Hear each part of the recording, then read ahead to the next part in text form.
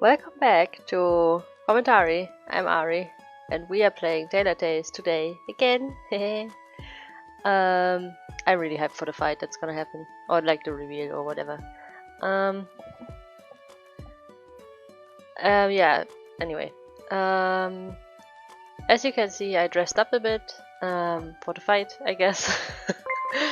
I actually looked it up, like because I was so confused last time for the gallery. We actually cannot change her hair in this one. Like I bought different hairs and everything, and it might actually be a coincidence that we have this stuff too. It's supposed to be like her looking really different when she was a teenager. Anyway, oh yeah, I decorated it a little bit, but that's all not important. Let's just continue. Chapter 3. Are you ready for tomorrow night? Nikki asks. We're walking along the darkened street towards our houses together, our path illuminated only by the streetlights hanging overhead. We've just left Sammy's burger bar after doing the rounds with the gang, ensuring no rivals were trying to swoop in and make our hangout spots their own, as they sometimes do. Actually, now that I think about it, we do have a mom. Why is she not worried about me at all? Like, having these cuts and bruises, like, what the hell? Because like she was talking about the phone and stuff, right? Like when we were looking for it. Of course, I mean, I've taken down bigger guys than the Phantom in kickboxing class, so how hard can it be? It's not like I had to use much force to punch him down into a bush just hours before. Well, I mean, he was not on guard though. Nikki nods, thinking it over for a moment. He's always good for giving a solid opinion on matters that are penchant for telling the truth, no matter how hard it is to hear. That's the thing I like most about Nicky, and why I spend so much of my time with him these days. Oh no, will Gray think he's your boyfriend? The Phantom hasn't had any professional training like you and your kickboxing. He's a brawler, and he hits hard, and you will have no problem matching him for speed. I give Nicky an incredulous look, and he meets it with a shrug of his shoulders. How do you know so much about the other gangs? Ask around. It doesn't hurt to know more about the enemies, he says. I have to admit, that makes sense. We pass by a large, empty lot, formerly the premises of an old bakery, and I stop in my tracks before I can say any more. There's a group hanging out in there, drinking and smoking. Wait, is that like where we have our boutique, like soon? Like in a few years?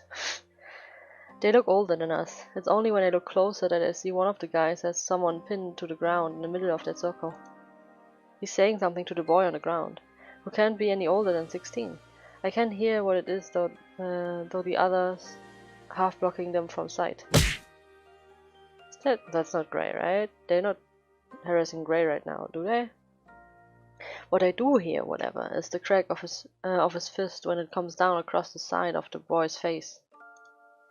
Maybe we should help him. I take a step, but Nikki grabs my arm and drags me back. Ugh. No. He's a Riversider, he says distastefully, his eyes fixed on the boy groaned from where he lays in the dirt, so it's not Gray, okay. How do you know? I recognize him from yesterday, hanging around the academy with the hammer, Nikki says before turning and fixing me with a hard stare. Look, he's a Riversider. We're not about to help our enemies. I suppose you're right. Yeah, but I don't know, man. Dude, that poor boy. I say as I look on, but do nothing, knowing my hands are tied. The guy in the circle punches the boy one last time before throwing him back into the dirt, while the rest of the group look on and laugh. This is not helping anybody though, and that was not a fair fight. If it's a fair fight, okay, but like, dude, we should have helped him. Gangs don't help other gangs. Who cares? I would not be good in this role, I guess. For me, it's more about humanity. That's just how it is, and especially not the leaders. If our members ever found out one of us did something like that, we'd be done for. The chill runs down my spine when I think back to my interaction with Gray Jensen so far. Because if what Nikki is saying is true, then if that ever got out, if Gray ever told anyone, then I would be completely screwed. I can only hope the Phantom keeps his mouth shut. The next day, Sarah and I head over towards the park. The night is still and pleasant, yet a cold shiver runs down my spine as the shadows of looming trees get closer and closer. I thought I was ready for this fight. The closer we get, and the louder the voices and shouts beyond the trees become, the more I realize I am not prepared for this at all. What Nikki told me last night about helping members of other gangs had really gotten to me. I can see now how the situation will play out in my mind. I will head into the park to the cheers and applause of my gang, and Gray will finally realize he's been getting friendly with the enemy. He'll be confused and probably angry, and then he'll spill the truth about the night I helped him in the street, and everyone will know. Everyone will question what kind of leader I am, and there will be repercussions, worse than being stood down as the leader of the gang. I can't let them find out. Not now that I know how much power I have to lose. I'd be done for. No more gang, no more leadership, no more anything. My heart pounds louder and louder with each step until the only thing I can hear is my pulse in my ears and my deep, stuttered breath. Sarah, I come to a stop. Sarah stops just in front of me, her hair whipping around her shoulders when she turns. I'm not sure this is a good idea. What are you talking about? She says, an eyebrow raised in confusion. You're never afraid of anything. I know, it's just... I stop, cut off by a sudden series of shouts and curses just behind the tree line. Sarah comes to my side and puts a comforting hand on my shoulder. Look, you have nothing to worry about. I've seen what you can do, and I have no doubt that you will kick the Phantom's asses. Sorry. Yes, would it be asses? What the hell? She gives me an encouraging smile, and I attempt to return it, though fail miserably. Come on, Ary. Sarah's forehead crinkles in confusion when she sees straight through my facade. What's wrong with you tonight?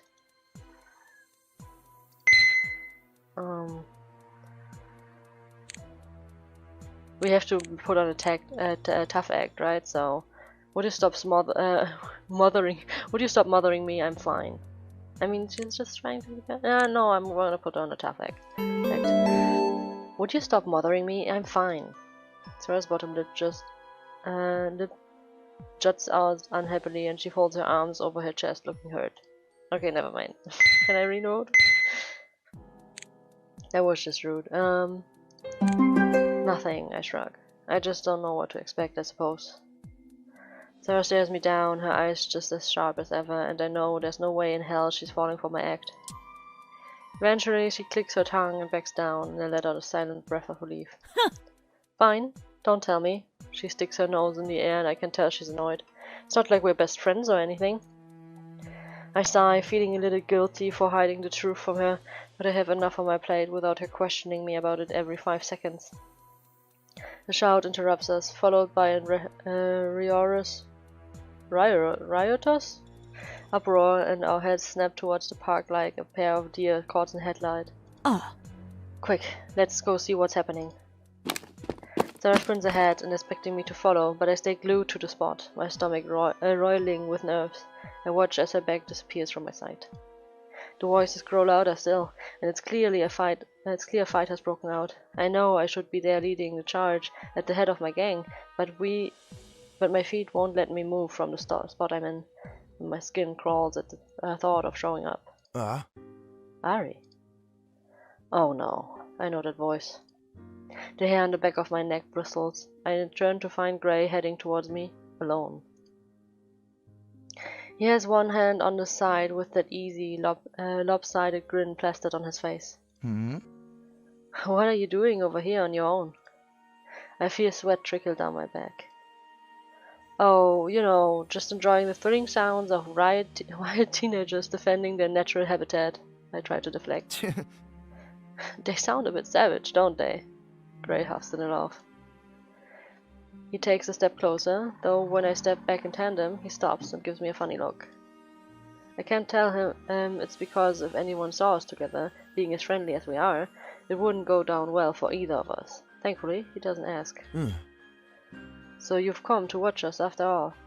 You know, things are going to get ugly. Maybe it's best that you keep your distance from it. Oh boy, you don't have no idea. Now it's my turn to look at him funny. Is he trying to protect me? I did promise to take you out afterwards, didn't I? Wouldn't want you getting hurt before then. That's a lot I want to show you on my side of town. Oh wow, like he's like a king showing me his kingdom. or inviting me to it. I can take care of myself. Well, that's nice of you. I don't know. I really don't know. I can take care of myself, I say with an edge, though Gray only chuckles at the statement and gives me a once-over. I don't doubt it. Okay, that was odd. I ignore the gesture, glancing nervously towards the trees and preparing myself to bolt if anyone comes through them. Well, I should head over there. Gray runs a hand through his hair, following my side of line. No, wait, my line of sight. I'm sure your leader is waiting for me. I swallow down the lump forming in my throat. It suddenly occurs to me that that him going over there is a very, very bad idea. Not only is he going to realize that there's really no one waiting for him there at all, but he might grow suspicious as to why that is. Wait. Actually, wait, let me... That's nice of you, I say automatically, though I can even I can hear how flat my voice sounds. I'm having a hard time shaking off my nerves, and by the way Gray's eyebrows lift, he knows it too. I've been called many things before, Ary. Nice isn't usually one of them. Actually, let me take a second. Oh wait, my mouth pulls into a tight smile, but that doesn't stop me from glancing towards the trees. Okay. So, like, I took the fierce option. Yeah, like he shouldn't go over there. Wait, I shoot out a hand to stop him from leaving. You know, you could just not go. He gives me an incredulous look, and I feel a little ridiculous at having suggested such a thing. From what Sarah has told me already, the Phantom clearly isn't one to back down from a fight. Not go? He laughs in disbelief, and for a moment I want to sink right through the ground beneath my feet. What kind of leader would I be if I backed down from my own challenge? A merciful one? Gray cocks his head, his face strangely serious for once, and a chill runs down my spine. Things don't work like that around here. It's killed or be killed. Wait, it's kill or be killed, he says roughly, his voice a little hard as flint. The city is mine, and I'm going to make sure that everyone knows it.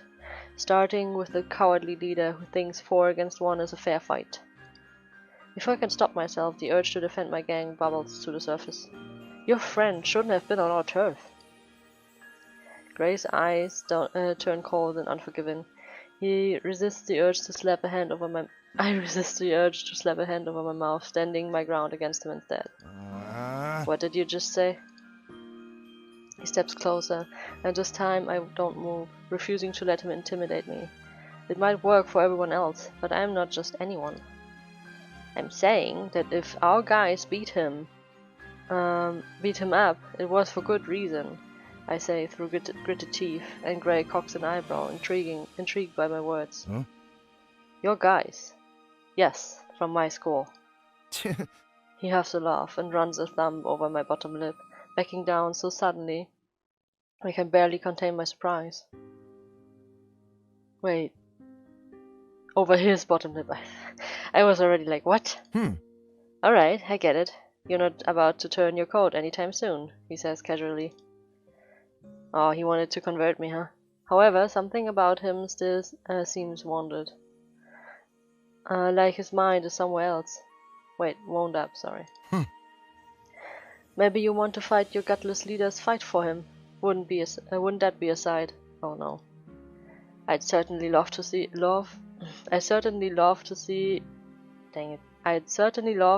look on your face. I bite back, knowing I'm treading on a dangerous path. Gray waves a dismissive hand at me, as if I even... God dang it. Gray waves a dismissive hand at me, as if even the very idea of that is amusing. Then he leans forward, his voice unwavering when he whispers. No need to be hostile. I have nothing against you personally. That's what he thinks. Oh yeah, I just, like, can we get this over with? I want to see his astonished face. When he leans back, he folds his arms over his chest, and I can see he's done with the pleasantries. Now, where's your leader? Tell me. Maybe you can beat it out of me. Yeah, I'm gonna say that, actually. I think, yeah. Maybe you can beat it out of me. Gray snickers as though he finds my hostility amusing. You know, the sooner I get this fight over with and done with, the sooner I can take you out, as promised. He says, his pale eyes glinting under the light of the street lamp. You sound awfully confident. Why wouldn't I be? I grinned my teeth, sorely tempted to spill the truth right now just to kick him down from his high horse. All I'm saying is, I don't think you should be underestimating the leader the way you are. I say instead, and even though Gray laughs it off, I know it's the truth. He shouldn't be underestimating me in the slightest. Well, it's been a nice chat, but I really need to get over there. He starts to walk away, and a bolt of panic hits me like a shot to the face. Shot to the chest. What will Gray do when he realizes he has to face me? Would he really call me out in front of everyone? Is Nikki going to leave me in the dirt right then and there? Is Sarah going to cut off ties with me? Wait, I say, the word leaving my mouth before I can stop it. He turns, impatient, shadowing his face, but I step towards him anyway. I have to think of something, quick. Charm him, oh. I'm gonna try that. I'm gonna do it, I wanna see it. I turn on my charm. I look at him sweetly as I link my arm with his for good measure, blinking up at him from beneath my lashes. Why don't we just forget about all this gang business and find something better to do together?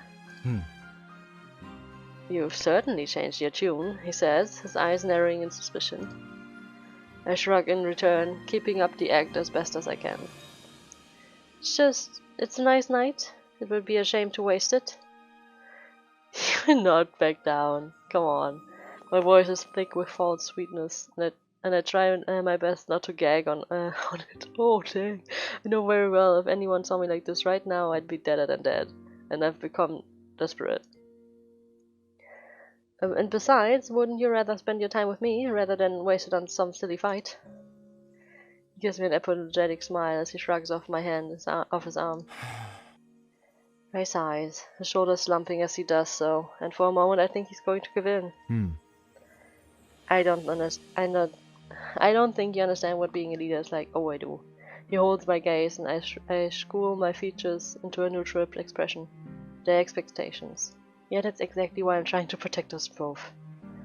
I understand better than you think, I say sharply, taking him by surprise. Oh, so if you were a leader, if you were in my place right now, what would you do? My teeth grind together hard. If I lie, he'll know it. He has a funny way of sensing everything. I never want to tell him, despite not having figured out the biggest lie of all. With a sigh I give in. I'd go to the fight. My gaze settles on the ground in front of me, and I chew on my bottom lip in defeat.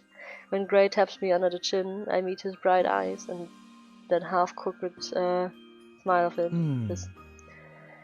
Maybe you have what it takes after all. I watch him leave, dread pooling in my stomach. If I don't get it over there soon, there'll be hell to pay. But Nikki's warning still rings in my ears, and I know I just can't do it. So instead, I decide to find a place to watch the commotion, making sure it doesn't get too out of hand. If it does, I promise myself I'd step in and handle it, but only as a last resort. Come on, just do it. I want to see his face.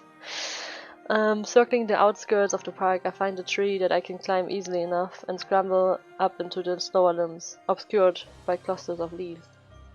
From here I can see straight through the foliage and to an open space where the two gangs have met face to face, Clean Academy versus the Capo High. It's from here that I see the true extent of chaos. The park has been completely trashed. Trash cans are tipped over and park benches have been ripped up from the ground. I don't know if it's if it is my guys who are responsible for the damage, or Gray's, but I know things are taking a dangerous turn. I have to do something. I can't keep hiding like this tree in this tree like the coward Gray thinks I am, while the scene in front of me heats to a boiling point and my gang is left standing in the firing line. So I do the only thing I can think of at the moment. I pull my phone from my pocket and I call the police. On both gangs. Oh my god. I know I'm breaking some kind of code here, but it has to be done. I have to break up this fight without showing my face.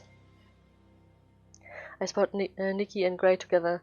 I have to stay perfectly still to hear what's going on, but I can make out the conversation well enough. Huh? Where is he, huh? Gray shouts in Nikki's face. His features twisted into the kind of rage I've never seen before. Huh. How come you lot are here, and your fearless leader isn't? You're just as dumb as you look, aren't you? Nikki stands a head shorter than Gray, but pushes against his chest anyway. No one said anything about a leader being a bloke. Huh? A girl, then? Gray asks, and he looks genuinely surprised. My stomach drops, wondering if that's enough information for him to put two and two together. Doesn't matter. The challenge stands. Not much of a challenge if the leader doesn't show. Jed steps beside Gray, eyeing my gang like he'd love nothing more than to make them his next meal. You better watch your mouth before I shut it for you. A decidedly feminine voice cuts through a crowd. When Sarah steps up, my heart lurches in my chest. I'd like to see you try, Pipsqueak. Jed chuckles and I curse under my breath, wondering if the guy has a death wish. Sarah launches at Jed, and I almost jump down from the tree to stop her before a couple of guys hoist her back out of harm's way. A breath of relief escapes me, knowing Sarah really isn't a fighter, and Jed is at least twice her size. It doesn't take long for lights to flash through the trees, red and blue, and accompanied by the wailing of sirens. Everyone is suddenly on high alert. Everyone retreat, Gray hollers to his gang. Shit, Sarah, let's go, Nikki says, putting Sarah away. At the sound of police cars, the crowd chatters. Oh, dang it, I never made my entrance. I wanted to. I really did, that's... And I debate jumping down from my hiding spot and running with them before I decide I'm probably better off where I am. The trees afford me a view of the commotion. I see the officers entering the park and pinning down everyone and anyone they can get their hands on. My gang seems to have made it out alright. Lucky to have been on the opposite side, and I leave out a breath of relief. But Gray's guys have all but run into the officers' waiting arms, and many of them now sport a shiny pair of handcuffs on each wrist. Oh no. And then I see something that freezes me on the spot. My fingers dig into the tree trunk, my eyes widening as I take in the scene. An officer has Gray restrained, while another pulls what looks like a knife from his jacket pocket.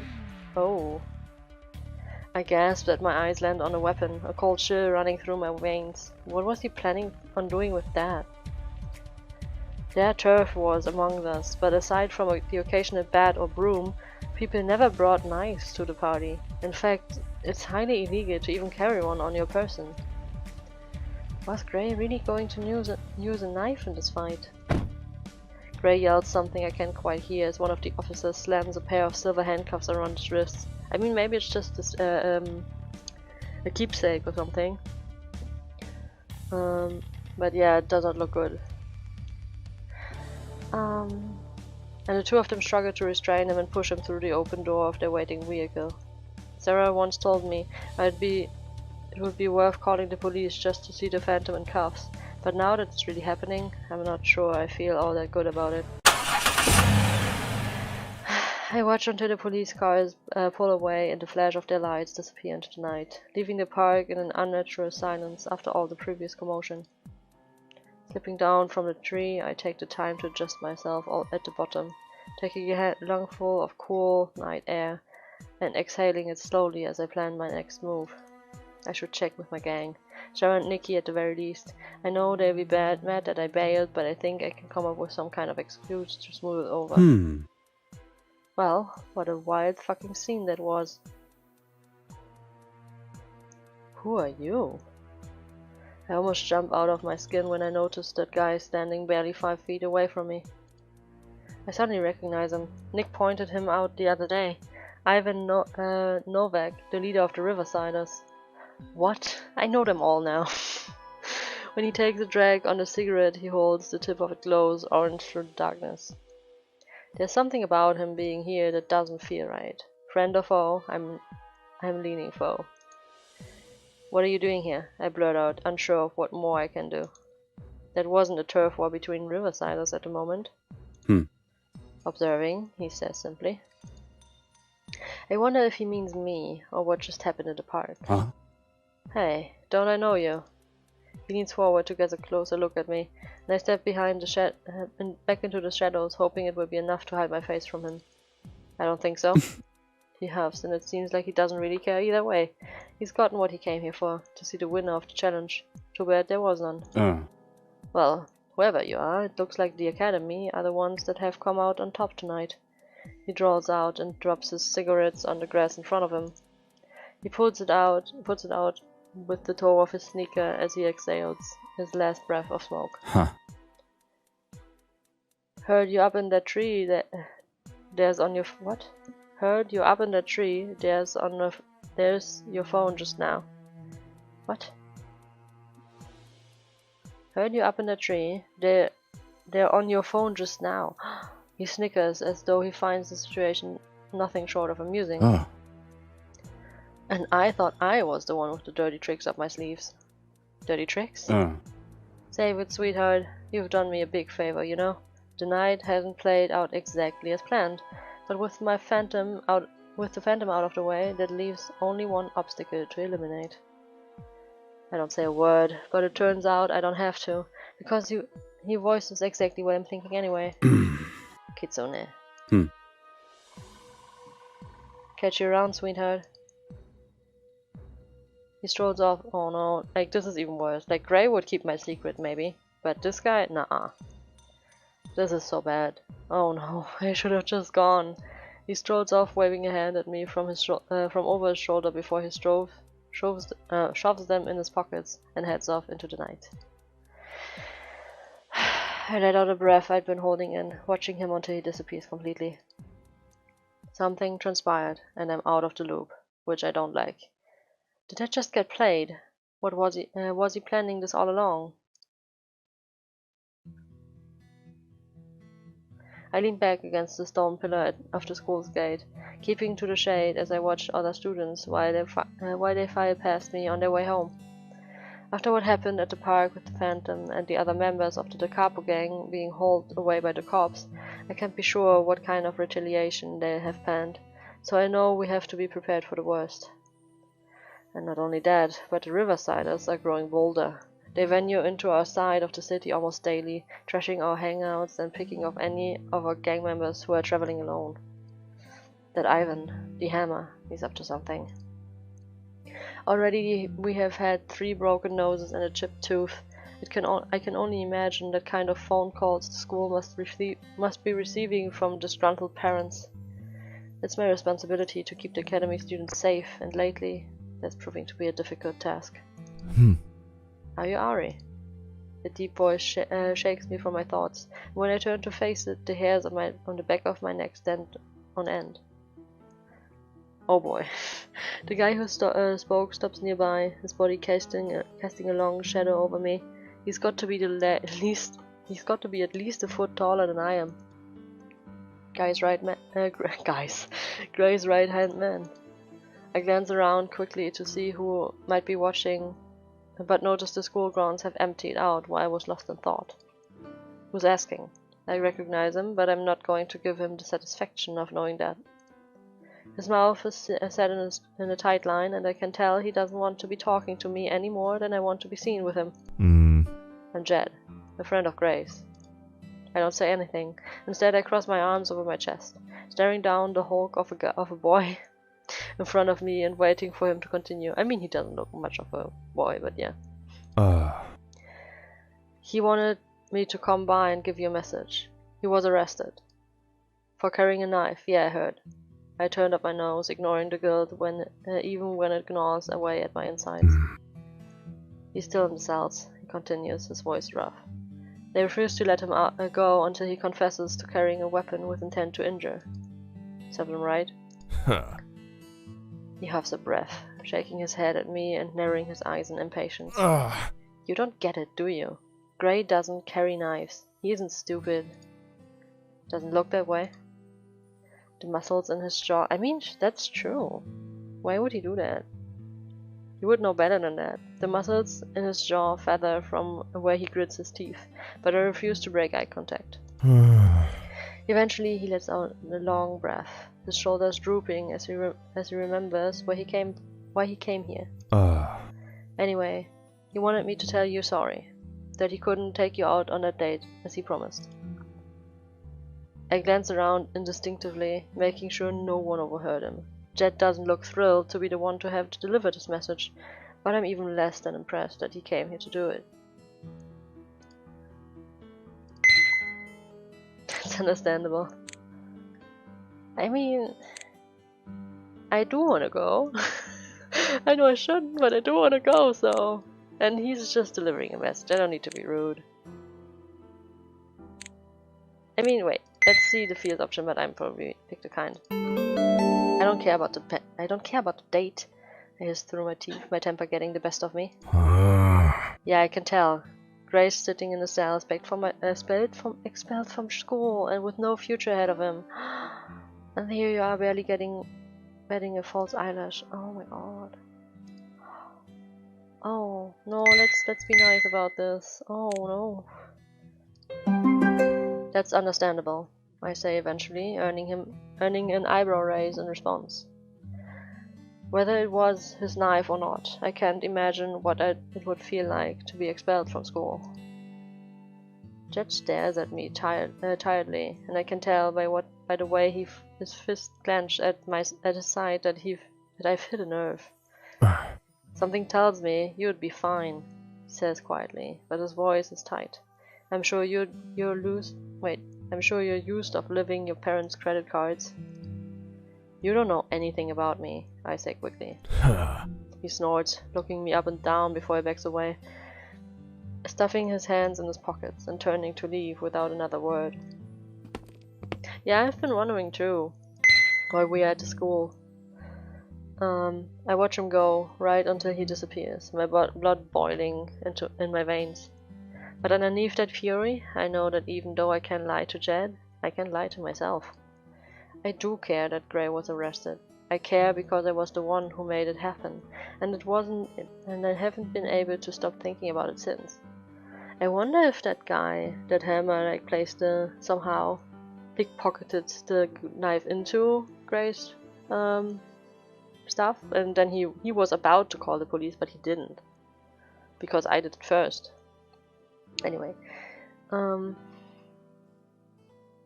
and I haven't been able to stop about it since. Dang, okay. Sarah and I walk into Sammy's burger bar, to the sounds of hoots and cheers. The entire gang is here, spread out over various tables with extra chairs pulled over to accommodate everyone. They all welcome us as we take a seat amongst them, taking excitedly amongst themselves. Food has already been ordered. I can't believe the Phantom was expelled. It was bound to happen sooner or later. Did you hear he brought a knife to the challenge? I sink back into one of the booths, staring at my burger with no appetite. I understand why the gang is celebrating. I would be happy too if the circumstances surrounding Gray's arrest were different. But they're not. Come on, Ary, your burger is getting cold. She pokes my side to get my attention. Oh, I'm not really all that hungry. Sarah shoots me an odd look, one that I know all too well. She knows something is wrong, but doesn't want to bring it up in front of this many people. Thankfully, she doesn't prod any further. Aside from shooting me a few inquisitive side glances, I managed to avoid an awkward conversation. When we exit the restaurant to meet by the cool night air, I'm starting to feel a little better. The gang parts ways. Sarah and I group with a few others who live in our part of town, and start walking home, chatting as we go. We round a corner, finding ourselves facing a group of the same size as ours, hanging out on the pavement. It almost looks as though they've been waiting for us. Look who it is, Academy snobs. Ivan finally rears his head again. Ah. Just who we wanted to see. Riversiders. It's an ambush, Sarah hisses from behind me, her eyes narrowed on the group. I face down the large one at the front, my hands baled into a fist at my side, as he steps even closer, his gang flanking him. This is our part of town. Why don't you go back across the river where you belong? He snorts, as though he finds me about as menacing as a baby duckling. Perhaps with a nickname like the Hammer, you don't really find anyone else intimidating. Such a tough little girl. Don't worry, sweetheart. We won't hurt you or your friends, as long as you tell us where we can find Kitsune. Yes, let me tell. I mean, I wanted to do that to Gray, but whatever. You're looking at Kitsune. I spit between clenched teeth, enjoying the way his eyebrows jump up in surprise. But then he laughs loudly, joined by his gang. You're too funny. Come on now, where can I find your leader? With the phantom out of the picture, Kitsune is the only one left in my way. I stare him down, saying nothing, and eventually something seems to click in his brain. Oh? Oh, so you're Kitsune, huh? It's only polite to introduce yourself first, I bite back. Ah. The name's Ivan, or the Hammer, as my enemies refer to me as. His lips slowly spread into a grin, so unsettling it sends a shiver down my spine. This is going to be fun. A gasp of surprise escapes me when he launches in my direction. His size makes him slow enough that I manage to dodge him at last second. With his back turned, I send my foot slamming into the back of his leg, making him fall on one knee with a groan. I'm only vaguely aware of the others taking care of the rest of the riversiders around me, my eyes firmly fixated on Ivan as he pushes himself to his feet and dusts the dirt off his pants. When he faces me, all trace of amusement have vanished from his face, replaced instead by a dark glare. He comes towards me again. I raise my fist and ready for him. He dodges my right hook with ease, and a glint of metal catches my eye. A knife! Suddenly something hits me from the side, and I'm pushed down to the ground. A cry of pain pierces the air, but it's not mine. Sarah!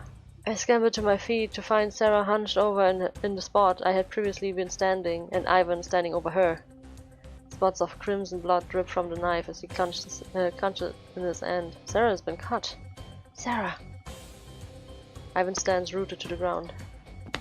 But my yell seems to shake Ivan from whatever stupor he'd been in.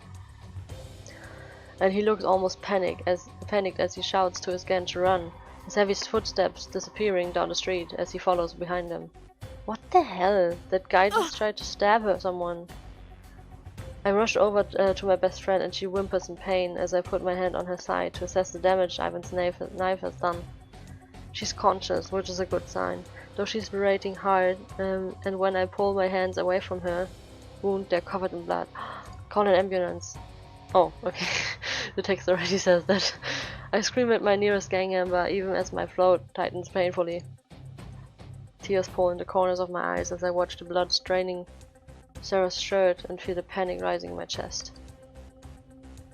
It's going to be okay, Sarah. I clasp my hand over to keep myself grounded, and she nods as the sound of sirens can be heard in the distance. Wow, they're fast. I promise. Dude, that episode. Nikki and I step into the hospital room, finally allowed to see her. Sarah smiles as that's from the bed she's currently propped up in. Hey, how are you feeling? I'm okay. I've got a few stitches at my side. It hurts pretty bad when I move, but the doctor says it will heal cleanly. Huh. You still look like shit. Oh, shut up. Nikki isn't wrong. Sarah seems pale still, but she's looking a lot better than when we arrived in the ambulance. Her parents were notified, and they also spent the entire night here looking after her. Did they say when you can leave? Probably in a couple of hours. They said I need some prescription painkillers and that's it. I nod solemnly, moving closer and studying the various tubes and equipment rolled around her bed. I'm sorry this happened. It's not your fault, Ary. She gives me a small smile, and I know it isn't something she would ever hold against me, but it doesn't stop the guilt from eating away at my mind. Someone recorded the fight. They've sent the video earlier this morning. They've sent me the video, okay. Nikki and I take a seat on either side of the bed to watch the video on the screen. Surely enough, the fight plays out on a small screen, showing Ivan and I fight before Nara knocking me out of the way. There's a series of shouts from the recording as the video wobbles and cuts out after that. I let off a heavy sigh. I don't know what would have happened if you hadn't been there, Sarah. That knife would have gone right through me. Lucky I was there to watch it back then. Okay, like, my prediction is, like, maybe, like, in some years or whatever, we will butt heads again. I might not be leader of the gang anymore, but, like, this hammer guy has probably, like, a problem with me, or, like, again. And Gray will have to protect me from him or something. Or he will try to help me. Nikki turns to me, his expression serious. Like, Ivan would definitely be, like, the bad guy in this scenario. The hammer will be put away for this. Oh, maybe he's out of prison, like, in a few years. This video is proof enough to convict him. I nod, knowing it's true, but the whole situation makes me sick to my stomach. First it was Gray's arrest, and now Ivan. Every now and then you would see an odd bat or crowbar in a fight, but knives? That was taking things too far. Yeah, Ivan definitely set Gray up. And the one thing I'm certain of is that I don't want any part of it. Are you alright? You look pale, Sarah noticed, noticing I'm being quiet. I quickly realized that both pairs of eyes are on me, waiting for my response. I swallow hard as I think. I don't want to tell them that the situation with Bo Grave and Ivan horrify me. I'd cleaned the blood away from my hands, but I can still remember what it felt like, warm and sticky and smelling of metal. I don't want to tell them that it makes my skin crawl, that I want nothing more than to run home and curl up in the bed, forgetting that any of this has happened and that things will go back to normal tomorrow. Even when I don't know they won't. Nikki, would you mind getting me a bottle of water from the machine? Nikki nods as I reach into my pocket and hand over a couple of coins. When he exits the room, I let off a heavy breath. What are you thinking, Kitsune? Sarah asked quietly, her voice piercing the sudden silence. We should be happy that we managed to get rid of both leaders. Lawyer Sarah, still only thinking of the gang, when she is the one that got slashed by a maniac and put in the hospital. I stare out the window, my eyes glazing over and my lips moving before my mind is even fully made up. I'm thinking that I don't want to be called Kitsune anymore. Not when it puts us in danger like this. Not when Sarah is the one at the hospital, my best friend. What? She chokes out, completely caught off guard. What makes you say that?